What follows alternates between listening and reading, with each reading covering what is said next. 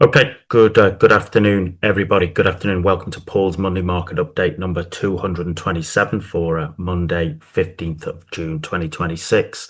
I hope you're well. Hope you've had a good weekend. Hope you're ready for what is going to be an interesting week ahead for us. Okay, lots going on, lots been going on, of course, and lots to come this week. So it is going to be an interesting week for us.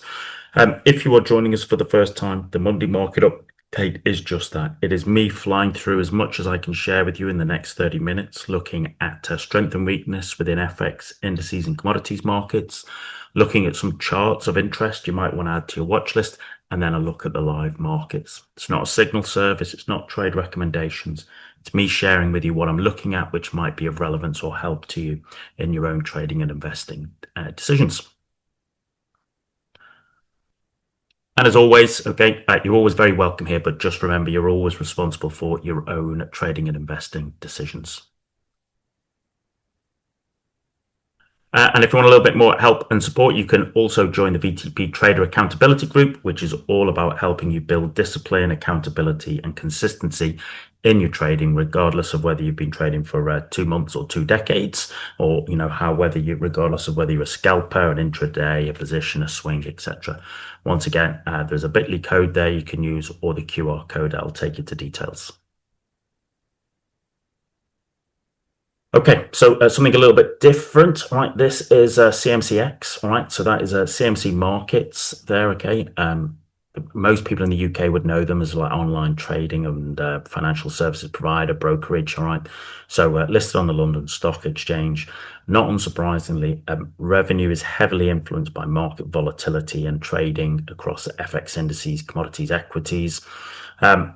What we have seen from them is kind of increasing focus on institutional investment platform services, kind of to help diversify their earnings, and naturally sort of looking at higher market participation and active trading environments. That volatility generally supports revenue growth. So CMC, like most online brokerages or financial services providers, they tend to benefit when volatility rises, and quiet markets can kind of weigh on trading volumes and expectations for future earnings. We have had a enormously volatile 6 months of this year, haven't we? It really has been quite mad, and you have to say you could say that has been reflected in CMC's share price. Okay, this big number here, this big jump here, that was back in November 2025.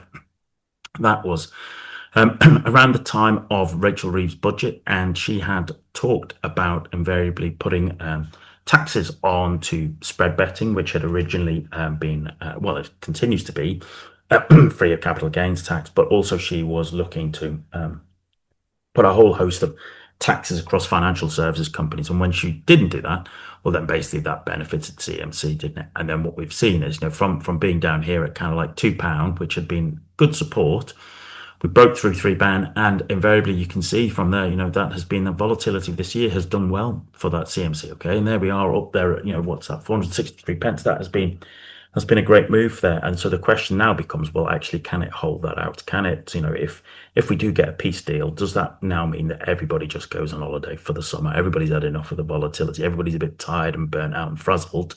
And then do we see a little bit of quietness? All right. And does that have an impact on trading volumes during a normally weak period anyway over the summer? So I'll be watching this to see whether they can maintain that, or whether we have now just sort of had gone parabolic, pulled away from the moving averages, and whether there's a little bit of profit taking over the summer. So as I said, you might want to add that to your watch list.